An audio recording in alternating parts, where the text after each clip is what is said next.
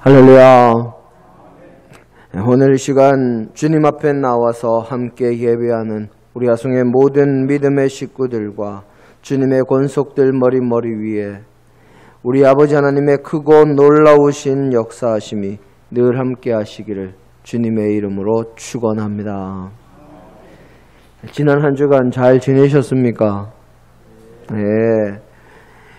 비가 오락가락하고 날씨가 변덕스러운 데다가 이 기온도 일교차가 커서 건강 유지하기가 쉽지 않은 일기였습니다. 늘 주님께 우리의 모든 것을 맡김으로 주님의 은혜 가운데 항상 강건하시기를 바랍니다. SBS 방송국에서 방영하는 프로그램 가운데 생활의 달인이라는 프로그램이 있습니다.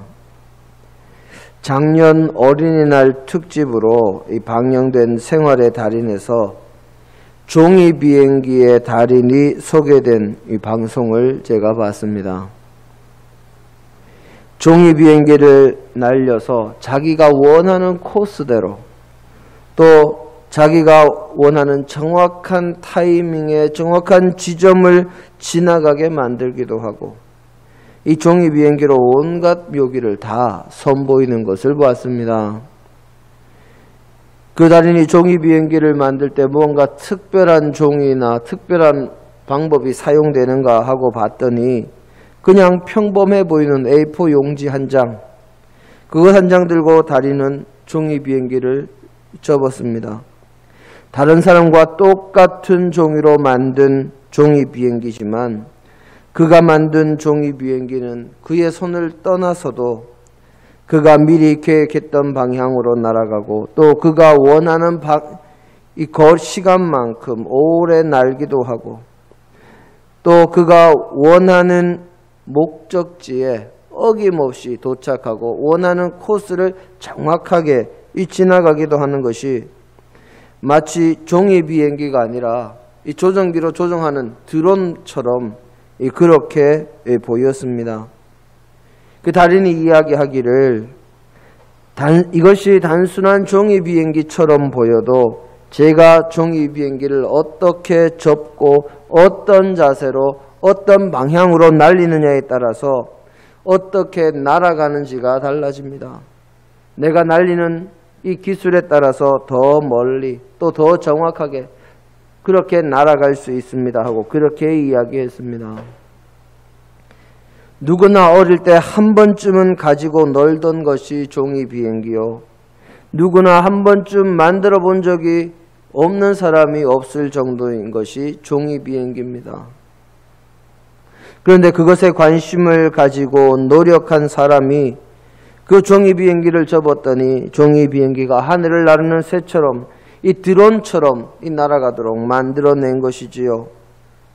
사실 평범한 종이는 하늘을 날 수 없고 또 날 수 있도록 만들어도 원하는 방향으로 원하는 시간에 정확하게 목적지에 도착하게 만들 수 없는 것이 일반적입니다. 그런데 거기에 관심을 가지고 노력한 사람이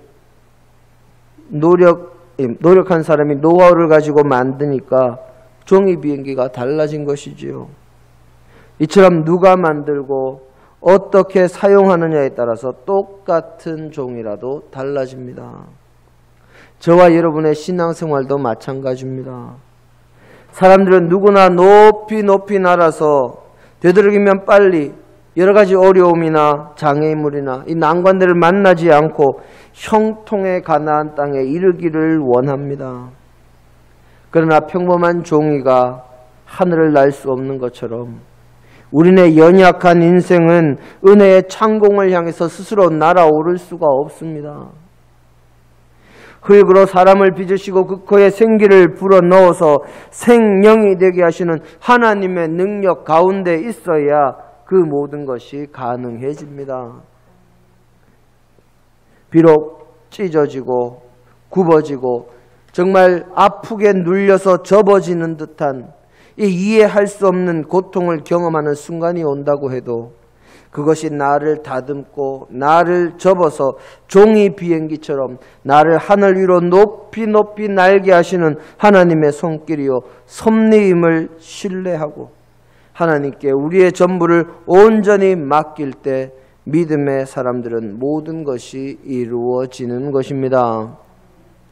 오늘 우리의 본문은 바로 그것을 우리에게 가르쳐 주시는 말씀입니다.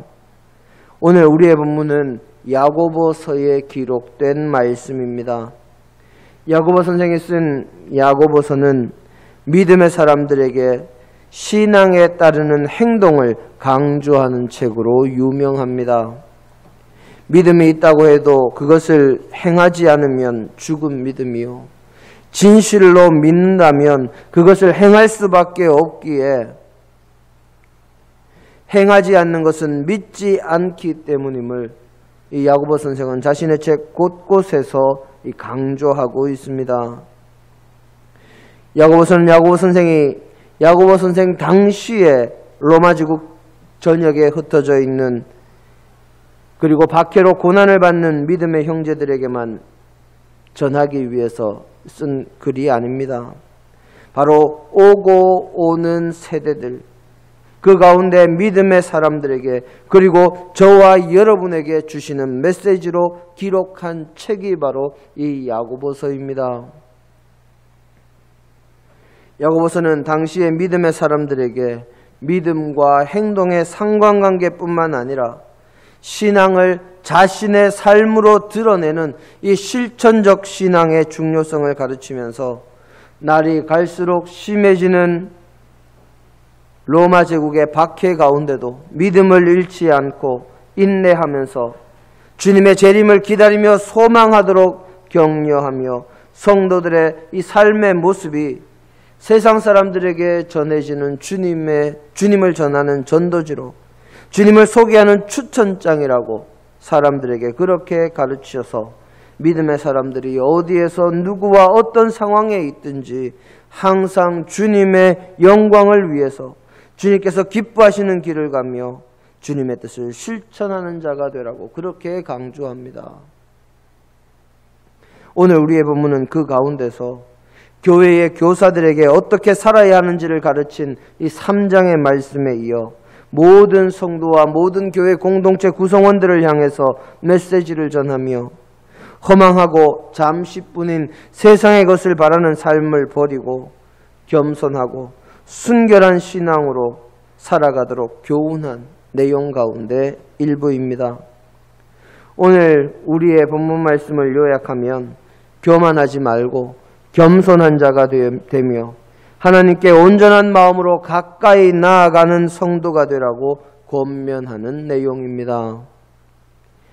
하나님께 가까이 가면 하나님께서 만지시고 하나님께서 만드셔서 하나님께서 이루실 것이라고 오늘 우리의 본문은 증언합니다. 하나님께 가까이 나아가며 하나님께 온전히 자신을 맡기는 겸손한 자의 삶과 그렇지 않은 자의 삶은 어떻게 다를까요? 우리는 성경에서 하나님께 늘 가까이 가지 않고 또 두 마음을 품는 자와 하나님께 가까이 나아가는 자, 하나님 앞에 두 마음을 품지 않고 성결한 마음으로 겸손히 자신을 내어드리는 사람의 모습을 쉽게 찾아볼 수 있습니다. 우선 첫 번째로 노아와 아브라함의 모습을 살펴보기를 원합니다. 노아는 성경에서 먼저 창세기 말씀을 한번 찾아보지요. 창세기 6장 9절의 말씀입니다.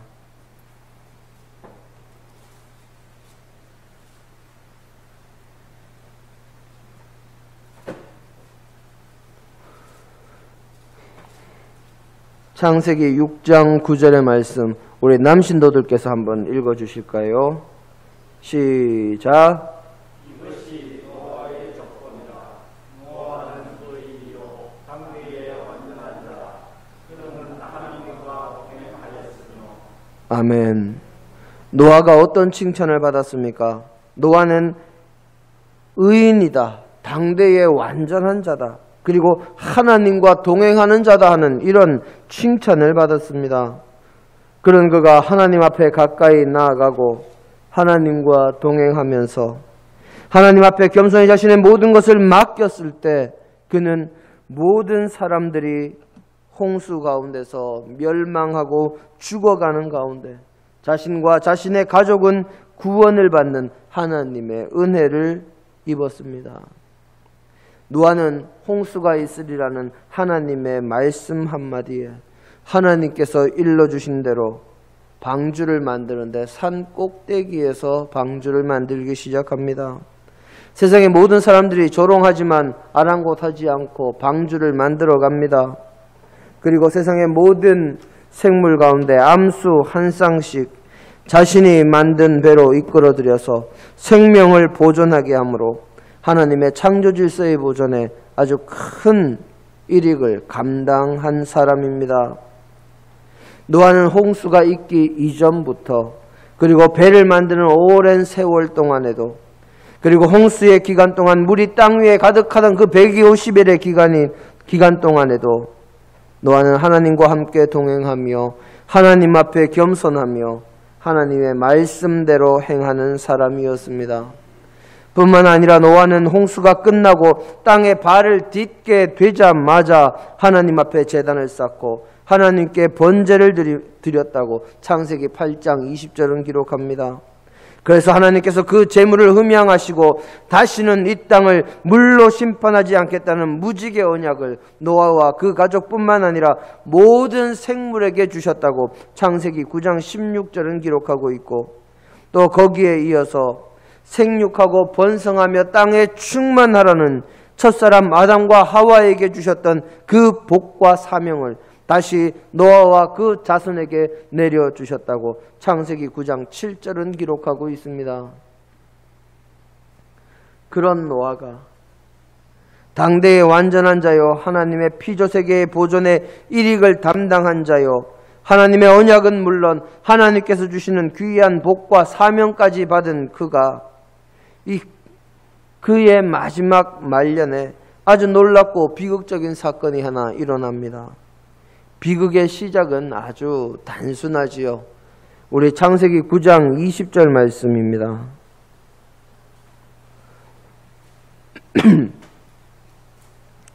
이번에는 여신도들께서 한번 읽어주십니다. 시작.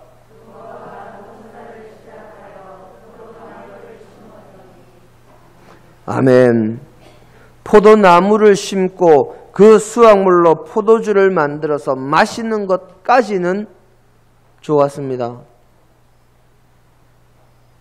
이 이스라엘 사람들에게 포도주는 우리에게 있어서 물이나 기타 다른 간단한 음료수와 같으니까 크게 문제가 되지 않습니다. 문제는 그것을 마시고 인사불성이 될 때까지 마시고 취하고 벌거벗고 자기의 장막에 누운 것입니다. 결국 이 사건은 하나님께서 복을 주시고 사명을 주셨던 이 노아 자신의 자녀들 가운데 하나와 그 이후에 오고 올 그의 자손들을 영원히 저주하는 사건으로 마무리가 됩니다. 아비가 아들을 저주하고 그의 자손 대대로 오고 올 후손들을 저주하는 사건, 얼마나 끔찍하고 얼마나 비극적인 사건입니까? 왜 노아에게 이런 사건이 일어났을까요? 이것은 노아가 방주에서 나온 이후에 딱 한 번 하나님께 제사 드린 이후에는 하나님께 제사했다, 하나님께 예배했다 하는 기록을 찾아볼 수가 없습니다. 농사를 시작하여 거둔 것으로 하나님께 예배했다, 감사절을 지냈다, 이런 구절도 한번 볼 수가 없습니다. 노아는 하나님께 더 이상 가까이 나아가지 않았고 더 이상 하나님께 제사 드리지 않았고 더는 하나님과 동행하지 않았기 때문에 이런 비극이 일어난 것입니다. 그런 모습에 그의 후손들이 바벨탑 사건까지 일으키게 되는 것이지요. 하지만 아브라함은 달랐습니다.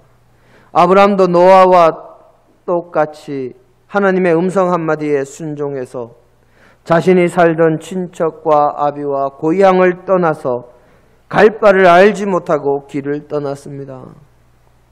그가 살아가는 여정에서 이 아브라함도 여러 가지 인간적인 방법을 의지하고 사용하는 모습을 우리가 볼 수 있습니다. 그리고 그 일들로 인해서 아브라함이 어려움을 겪는 것도 우리가 성경을 통해서 읽을 수 있습니다. 하지만 근본적으로 아브라함은 항상 하나님을 믿고 하나님을 의지하는 사람이었고 언제나 하나님께 가까이 나아가려고 노력하는 사람이었습니다. 그것을 우리가 무엇으로 알 수 있습니까? 노아는 홍수 후에 단 한 번 하나님께 제사를 드리는 것으로 그의 제사는 모두 끝이 났지만 아브라함은 자신이 가는 곳마다 하나님 앞에 제단을 쌓는 모습을 보입니다. 아브라함은 어디를 가든지 가장 먼저 하나님께 제단을 쌓고 늘 예배하는 모습을 보인 것이지요. 우리 창세기 12장 7절의 말씀을 한번 보겠습니다. 창세기 12장 7절의 말씀. 이번에도 남신도들께서 한번 읽어주시기를 바랍니다.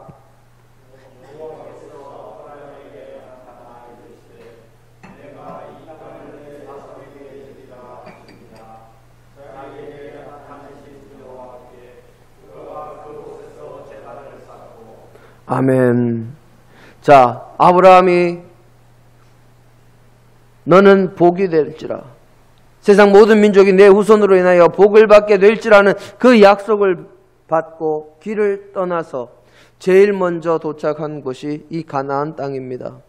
하나님께서 그곳에서 나타나셔서 이르시기를 이 땅을 너의 후손에게 주리라 하셨더니 그곳에서 그가 제단을 쌓았다 기록하고 있습니다. 제단을 쌓고 뭘 했을까요? 그 위에서 식사했을까요? 아니요. 제단을 쌓고 그 위에서 하나님께 예배하고 하나님께 제사했지요. 자, 그럼 그 다음 8절 말씀 한번 보겠습니다. 이번에는 여신도들께서 읽어주십니다. 시작.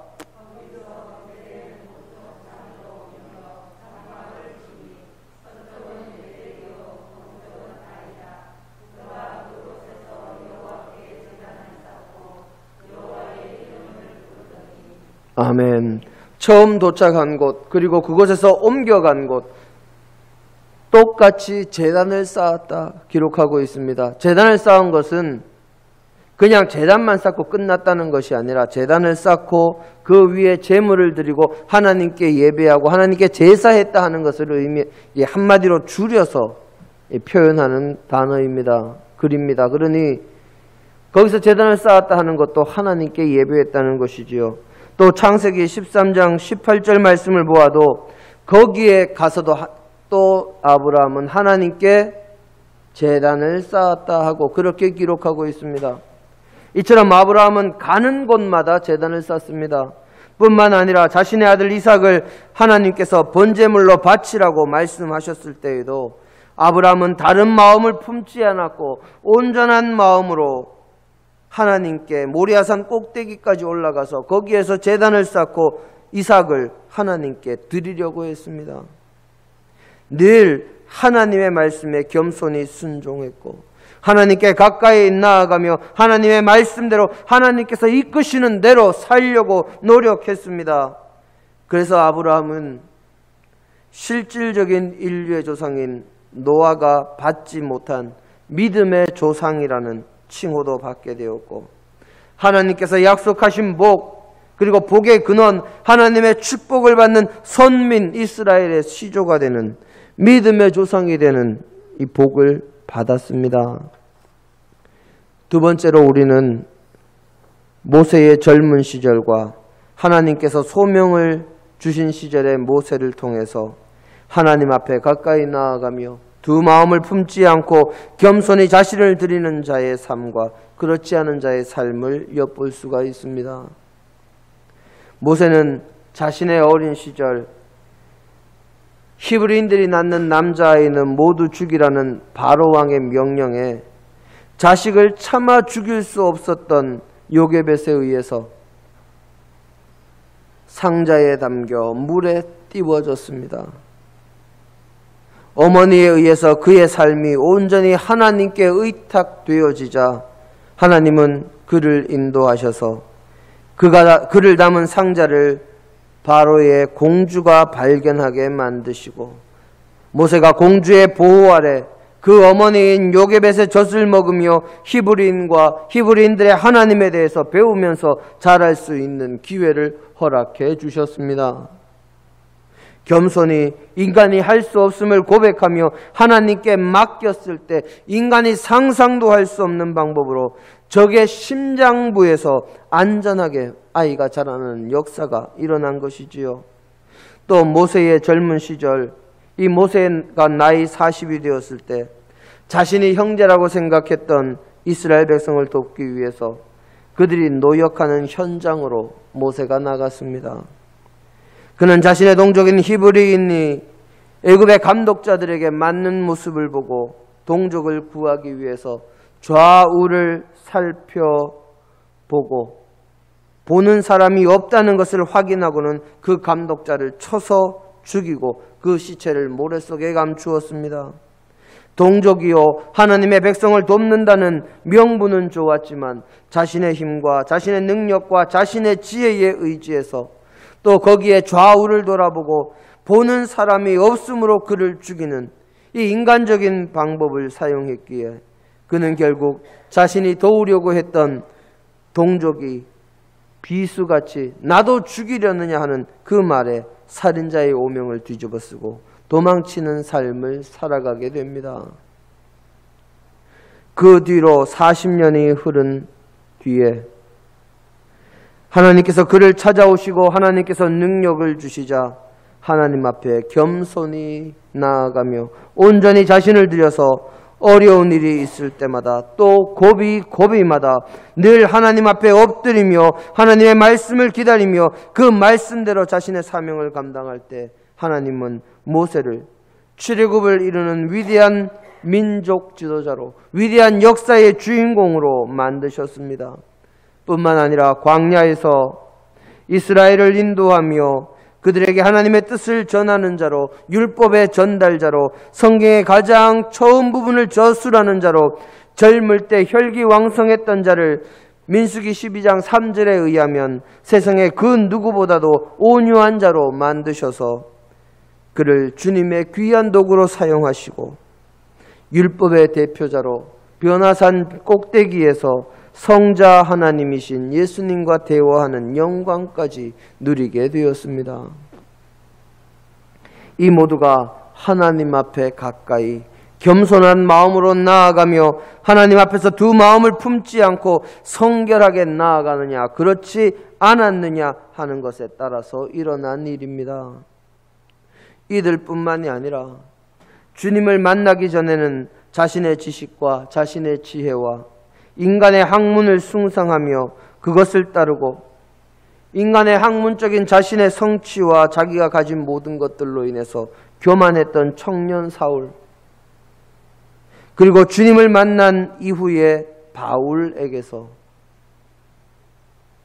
그리고 또 자신의 힘만 믿고 자기 마음대로 행하며 방탕하게 지내다가 두 눈을 모두 뽑히고 그 영혼마저 어둠 가운데 헤매며 가축이나 매던 연자 맷돌을 돌리며 적들의 조롱거리로 전락했던 삼손과 하나님 앞에 회개하고 온전히 겸손한 마음으로 자신의 사명을 생각하면서 하나님께 마지막 힘을 한 번 더 달라고 기도하던 삼손의 모습, 이처럼 수많은 이들에게서 우리는 하나님 앞에 겸손하게 가까이 나아가며 성결한 마음으로 두 마음을 품지 않으므로 하나님의 은혜를 입은 자와 그렇지 않은 자의 모습을 볼 수가 있습니다. 가룟 유다는 주님의 제자라는 영광스러운 직분을 가졌음에도 두 마음을 품고 회개하지 않으므로 나무에 목을 매달고 저주의 상징이 되었습니다. 아나니아와 삽비라는 하나님 앞에 많은 예물을 드렸음에도 불구하고 두 마음을 품고 그 땅판 값의 일부를 감추고 전부인 양 하나님 앞에 드리다가 부부가 같은 날 같은 자리에서 죽는 비극을 맞이했습니다. 저와 여러분, 우리 모두가 주님의 일에 최선을 다하고 충성을 하는 것이 참으로 중요합니다. 그런데 인간이다 보니, 인간의 몸을 입고 이 땅에 살다 보니 욕심이나 기타 유혹에 빠져서 잘못된 길로 갈 수도 있습니다. 그렇게 두 마음을 품었을 때 중요한 것은 그 길로 계속 가는 것이 아니라 겸손히 회개하고 돌아와서 주님 앞에 온전히 자신을 드리는 것이 중요합니다. 우리가 잘 아는 베드로, 그도 3번이나 주님을 부인했습니다. 그리고 사도들도 주님께서 잡히시는 그날 밤 모두 다 도망치고 없었습니다. 하지만 회개함으로 주님 앞에 나왔을 때 주님의 은혜와 복을 받으며 하나님 나라의 일꾼으로 귀하게 쓰임을 받게 된 것이지요. 사랑하는 성도 여러분, 언제나 말씀을 읽고 기도하며 찬양하며 하나님께 예배하기에 게으르지 않으므로 우리의 영혼이 늘 겸손한 모습으로 주님께 가까이 나아가는 신앙생활이 되기를 원합니다. 뿐만 아니라 하나님의 뜻과 말씀에 순종하며 온전한 마음으로 헌신함으로 하나님께서 우리를 높이시는 귀한 은혜의 역사에서 저와 여러분 모두가 주인공이 다 되시기를 주님의 이름으로 축원합니다. 함께 기도하십니다. 아버지 하나님, 오늘도 우리를 주님의 전으로 불러주시고 저희가 주님의 말씀을 들으며 예배할 수 있도록 인도해 주시니 감사를 드립니다.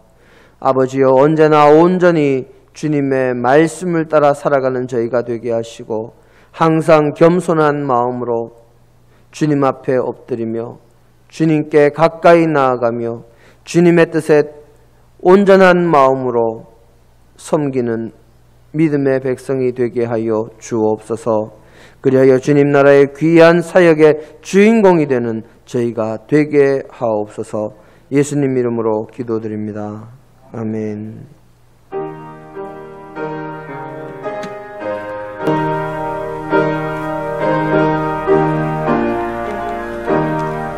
주와 같은